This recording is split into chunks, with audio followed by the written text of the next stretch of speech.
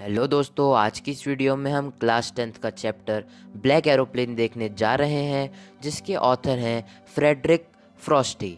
अगर आपको ये वीडियो अच्छी लगे तो इसे लाइक कीजिए, चैनल को सब्सक्राइब कीजिए और सजेशंस कमेंट बॉक्स में दे सकते हैं। ब्लैक एरोप्लेन एक बहुत ही मिस्टीरियस स्टोरी है।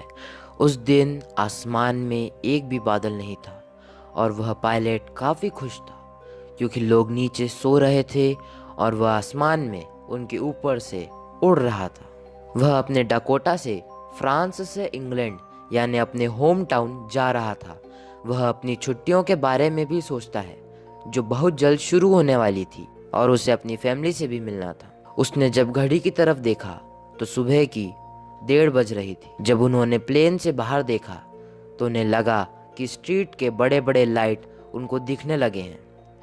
फिर उन्होंने रेडियो पर कहा, Dakota 088 here, can you hear me? मैं अब इंग्लैंड की तरफ उड़ान भर रहा हूँ, ओवर एंड आउट। फिर एयर ट्रैफिक कंट्रोल से तुरंत जवाब आता है, डकोटा 088, हम तुम्हें सुन सकते हैं। अब तुम्हें 12 डिग्री वेस्ट मुड़ना होगा, ओवर एंड आउट। पायलट यह सोचता है कि वह ब्रेकफास्ट के टाइम तक घर पहुंच जाएगा और रॉयल इंग्लिश ब्रेकफास्ट कर सकेगा।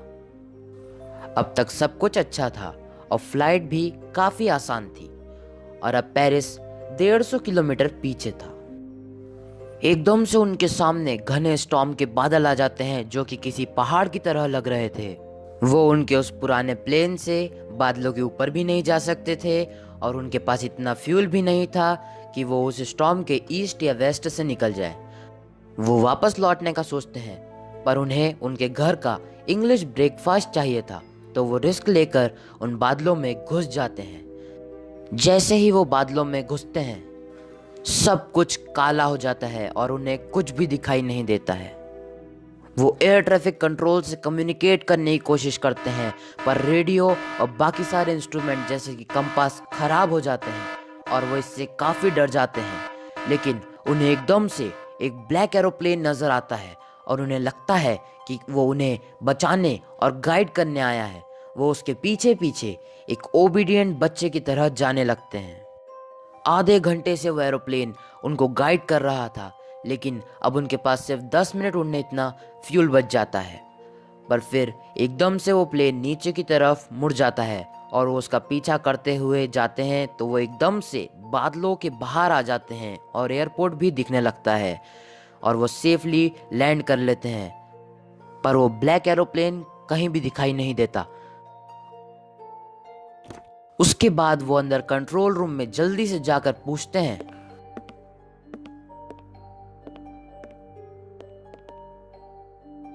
वो एरोप्लेन कहाँ गया? उसका पायलट कहाँ है? मुझे उसको बस एक थैंक यू कहना है। वहाँ पर कोई दूसरा प्लेन नहीं था, रडार पर बस आपका ही एक प्लेन था। फिर वो कौन था जिसने मुझे यहाँ तक बिना कंपास, रेडियो और फ्यूल के सेफली पहुँचाने में मदद की? वो कौन पायलट था जो एक बिना लाइट का ब्लैक एरोप्लेन स्टॉर्म में उड़ा रहा था?